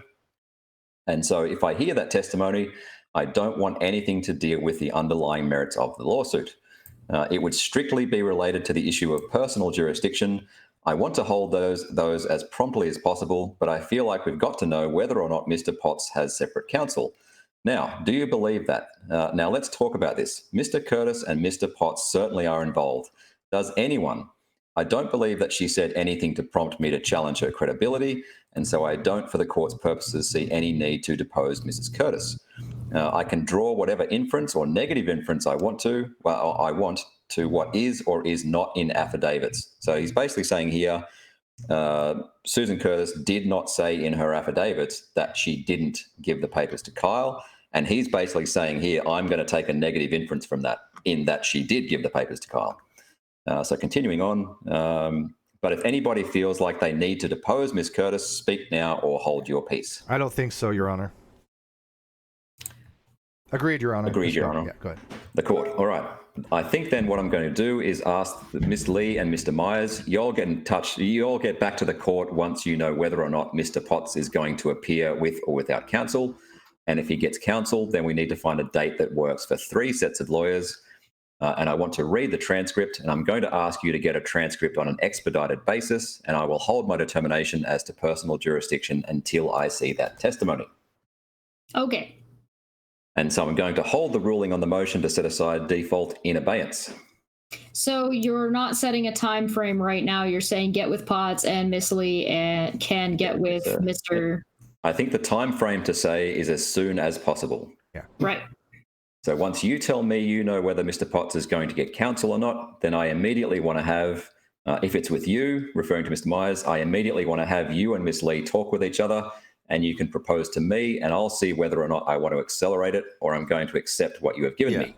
And that was the best way to go, Mr. because that way it doesn't get involved in another third party that has to get up to speed and everything. Right. Correct, yeah. If you tell me Mr. Potts has got independent counsel, then I would immediately want to have a telephone conversation with the 3 lawyers to set a schedule, during which the judge would say, hurry the fuck up. I'm not going to give Mr. Potts unlimited time to find a lawyer. Now, the judge wouldn't say that. The judge would say, okay, I want these done by X date. Yeah. And all this has already been taken care of. So, I mean, we've got dates for depositions. Cool. All right. But I recognize you're in somewhat awkward position because you don't represent him on whatever at this point. But certainly Mr. Potts and Mr. Curtis both need to recognize that giving false testimony to the court has both civil and criminal implications. Criminal. Boom. What's that word? I'm sorry. Can you say that C word again? Another one of the C's? Criminal. Oh, that one, right, yes. Just make sure. Yeah. Okay, when I heard that So properly. it may very well be that testimony would be very quick, and there's a huge piece missing from the transcript here. So it may very well be that testimony would be very quick, and if they invoke Fifth Amendment and not answer any questions, I imagine the questions won't take long. What is that? Did they miss that part? They missed that part. Well, I will go over that real quick. There's a couple different options. Kyle can either not show up, he can plead the Fifth, he can perjure himself further. There's a lot of different options there. Yeah. But yeah, he did it. They did. And maybe he'll actually make a decision and move forward instead of hiding under his covers. But this is just giving an opportunity. We can't force him to be deposed, but giving him the opportunity. If he declines that, then the judge obviously will not take any. The judge is not going to either way. Go. He didn't show up. Therefore, I'm going to believe him. Yeah, that doesn't work that way. Yeah, the Fifth Amendment was mentioned in that section. I thought I heard it too. Yeah, but I do believe that when I make my determination and present the evidentiary record on which I make my determination one way or the other, because of the significance, I will have fully considered fully documented evidence. And having said that, I do accept, Mr. Myers, your argument that the record may be adequate already for me to find that Mr. Curtis's credibility is at issue, but we've got direct affidavit testimony from Mr. Curtis that says I did not receive it, and under the law, that has significance if I accept and believe that testimony. All right. Anything further either of the lawyers would like to talk to the court about? I'll let you speak without interrupting. And I totally get what the judge is trying to say here. I mean, he's saying, look, if he's claiming he didn't get the papers, I have to take that into account and let's just go down that rabbit hole. Even though he's at this point highly questioning his credibility, highly questioning the fact there's internal inconsistencies within his own affidavits, questioning the fact there are external affidavits questioning his credibility. But he has to, because if not, I'm sure that she can just say, "Hey, look, in appeals, we said he didn't get it, and they didn't address this." I mean, this is for the record, that's what's right? happening. Yep. I would imagine. It would seem a very arbitrary of him to just make a decision and not even bother addressing the. Yeah, and we want him to. We want Right. them to. Remember, criminal proceedings. Oh, it gives Kyle more opportunity to perjure himself, like add extra counts to his indictment. I mean, there's that, but I mean, the big thing is, and he's correct when he says, like, I have a defendant here who outright says in an affidavit that he did not receive service. Now, I get to make, as the judge, he gets to make the credibility determination as to whether or not he's going to believe that affidavit or not. But the fact is, if he didn't even investigate it, that would be more than likely an abuse of discretion. Yeah. Because you have a defendant, regardless of whether or not on its face, the defendant says, "I did not receive this," forgetting everything else. Okay, so now the judge and the court wants to investigate this further, and because based on the record we've got here, we have evidence, but now it's completely a toss-up. I mean, there's just evidence on, he's saying he lied, he's saying he lied again. We all have our opinions as to what the evidence shows, but this makes so much sense. And I remember when he did this, I remember thinking, wow, Judge Gale, like, I've been impressed with you. This guy seems like a very, very nice person, a very nice judge, and also one doesn't take any crap, and two is like, I want to get to the point because I want to get this done. Yeah. All right, I've got to answer a question. Intrigued Feline in the chat. Sid, so did we understand it wrong and Kyle isn't asked to appear for deposition? He is not being asked nicely. The judge is ordering it. And Scotty Forbes Lee acknowledges that the judge has sufficient jurisdiction to do it. Yeah, I don't know the legality of, like, there's not a motion to compel to testify that I'm aware of, but it's not good if he doesn't. Right? I mean, that part is done. I mean, and then I don't know. Then the credibility issue goes that, okay, he's not credible. What do you mean? You think that Kyle might not show up to court? What? Why That's one would option, you think yes. that? That's one option. I do know this, sort of, at least in Ohio. If a witness does not show up for a deposition after being properly subpoenaed or noticed to do so, you do file a motion to. I mean, there's a few things that can be titled, but sometimes it's titled a motion to compel, aka I want the court to compel this person in a signed order to show up here under penalty of contempt. Yeah, and that probably would happen. Obviously, like, if there's criminal charges as well, there's a couple of other legal things going on. If somebody with intent to flee with pending criminal charges or motions to compel, that is another charge, actually. Just if you try and avoid, if you leave the state or whatever when you're due for a deposition. Yeah. Now I assume that these depositions are going to be virtual. Video. I assume so. Yeah, I assume so. We've had a few of those. Yeah, so we do have dates for both Ben and for Kyle. I'm not going to put those out, unfortunately, but we do have the dates for those, and it's not a month. We're looking at about two plus weeks.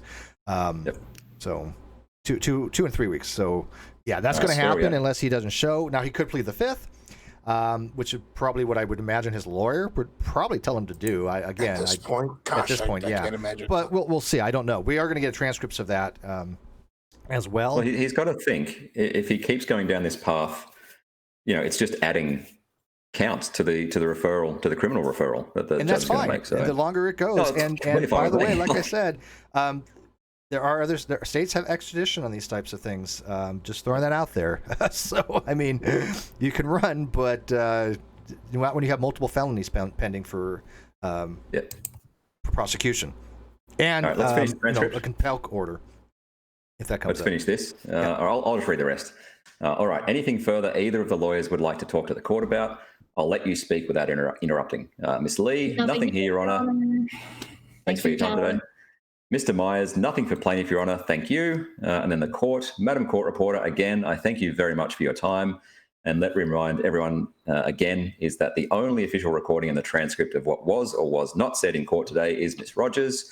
Any other statement does not have any imprimatur of the court. That being said, thank you for the attention of everyone, and the court will be adjourned. Thank you, Your Honour. Thanks. Thank you. Yeah, let me make it very clear. And by the way, it has a certificate of authenticity for the transcript. The official transcript It is public. It is not copyrighted. Anybody can disseminate it. But if you are for example, a news organization, and you want the official transcript that is, has not been altered or anything like that, you can send away from it. It is not cheap. It came out to, I mean, it's almost like, I don't know, like I think it was like $7 a page or some ridiculous amount. So what is it? $5, $6? You have to go look. It's not cheap for $8 a page. Yeah, thereabouts. It's not cheap, but if you want to go get your own copy, you can. And then there's also if you want to get it like expedited or not. But this is the official transcript. So again, this is public dissemination. I do have the link. I will only be giving it out to very specific people. Why? Because why not? It's only going to be a specific people. Because other people, they want to get an official transcript. You can go send away for yourself. You don't need the link. Correct. For it. Yeah, that'd be hilarious. That'd be hilarious. So I know Professor has to go. She's got plans.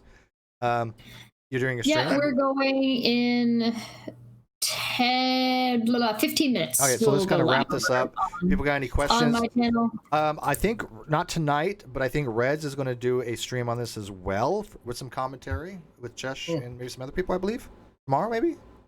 Who knows? I don't know. I'm going to try and get it put together. OPT, if you could give me a hand with that, I'm going to need you to record your part. I'll get Rez to record his part. I'll record my part, and hopefully I'll, depending on how quickly you guys get it to me, I'll have it put out as soon as possible.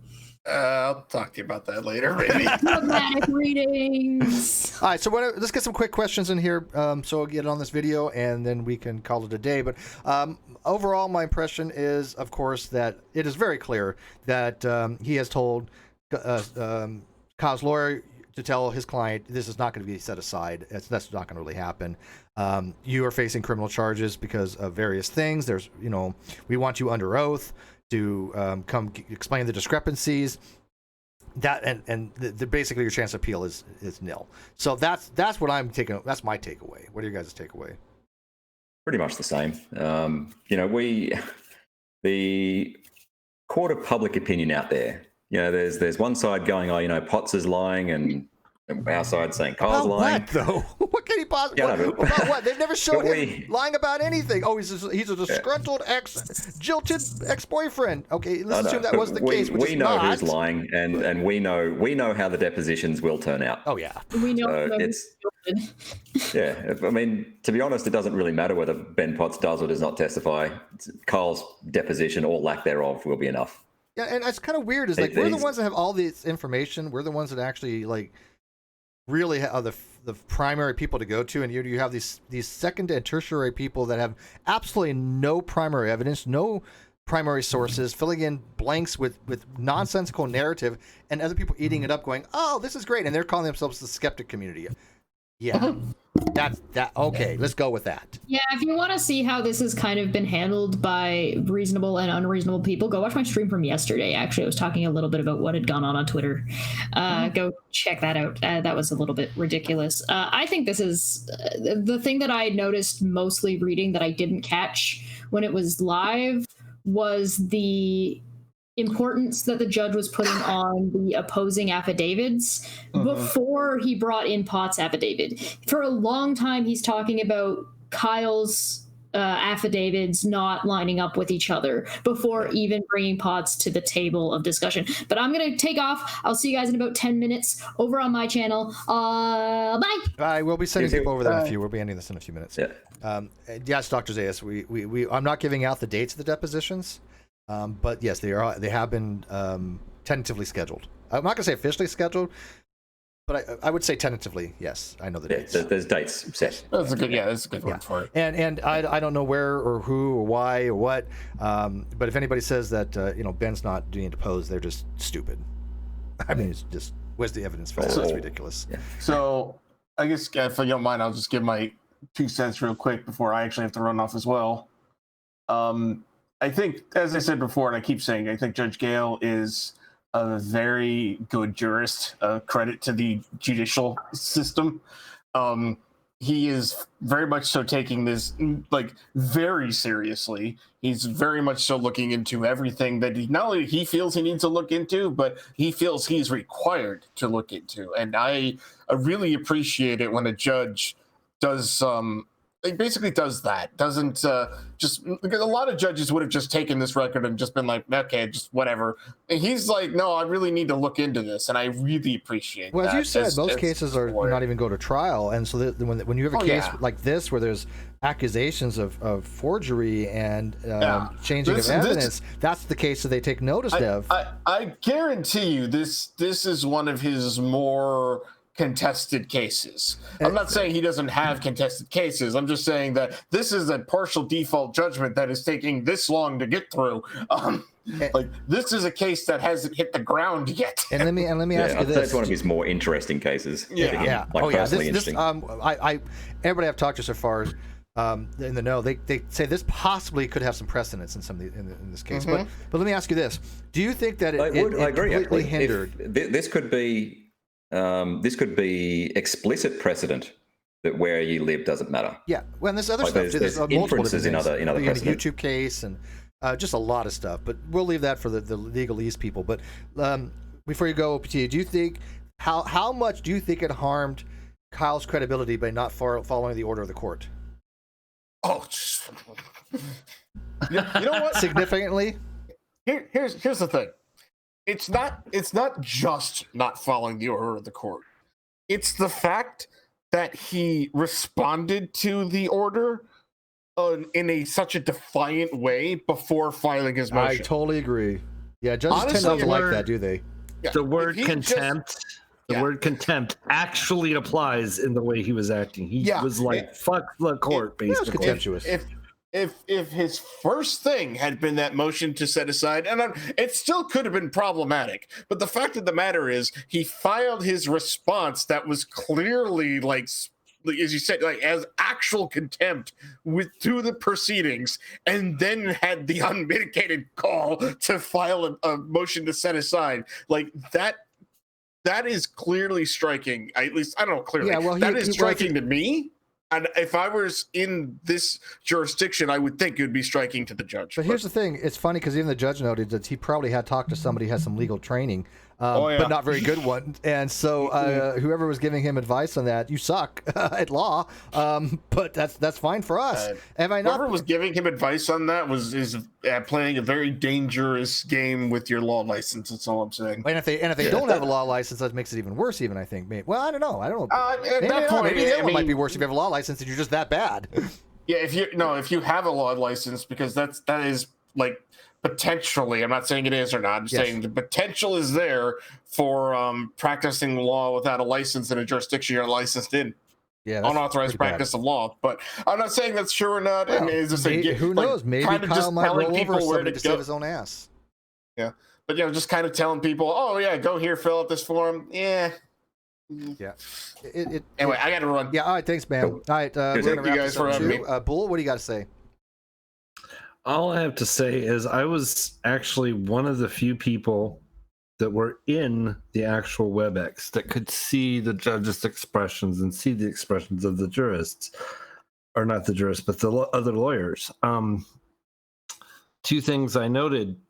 One, Scotty Forbes Lee started being very shakily. She started very shakily, and in truth, she did not say a whole lot the entire proceeding. I don't she think got berated.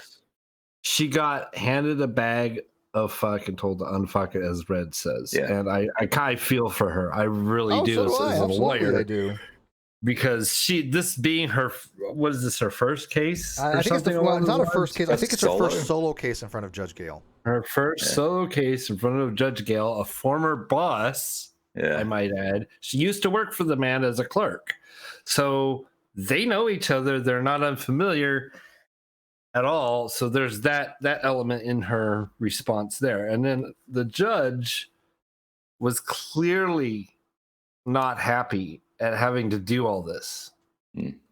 I respect the fact she hasn't recused herself yet or withdrawn. I mean, it just I mean, technically it's withdrawn, but whatever.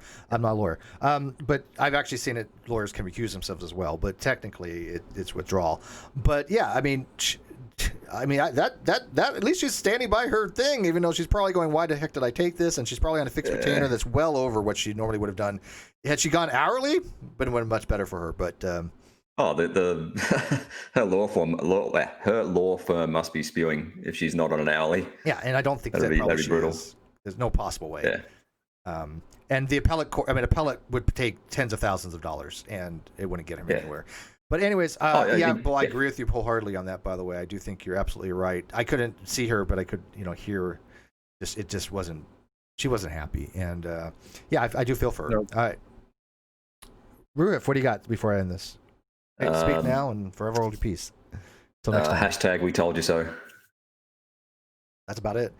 Yeah, so message me, guys, if you guys have any questions on this, and you guys want actual facts, you guys want actual, evidence and information, contact us directly. I can tell you right now, with absolutely unmitigating certainty, anybody else out there that's giving you information that has not have personal information directly relating to this case, that has not have correspondence with the lawyers or with anything like that, they're putting out misinformation. And I've already said I have $100 out there for anybody who wants to take it. I've gone to 1,000. I'm happy with that. Well, I will bet $1,000, and I'm serious about this. Contact the Nevermore Tavern. I just have to deposit the money. I have enough for 100. But if $100 to $1,000, you want to bet me that this motion. You say that this motion will not get dismissed. I will bet that it will be dismissed. I guarantee it. I'm willing to put my money where my mouth is. But I will tell you, again, unmitigatedly, these people that are putting out these deliberate misinformations, these deliberate things that they call jokes or trolling, just to muddy the water in the public arena, they are lying. They're wrong. That have been shown time and time again. If you out there want to have actual information, contact us directly, and then we will do our best to give it to you. And I don't know how the skeptic community cannot recognize that to be how it should be in any situation. Why would you listen to dishonest people that do not have information, making up shit as they go along? Why would anybody do this? Entertainment, fine, but I mean, to take them seriously, I think that those listeners that are taking those people seriously probably are dumber than the actual persons that are putting out there, because at least they have an excuse. They can be like, oh, we're trolling, we're joking, we're just messing with people. But people that actually believe them, yeah, I think they're pretty stupid. Would you agree? And then we'll leave it. Agreed. Yes. Thank you very much, and thanks for watching this, guys. And we'll put out more when we get more. Okay, thank you.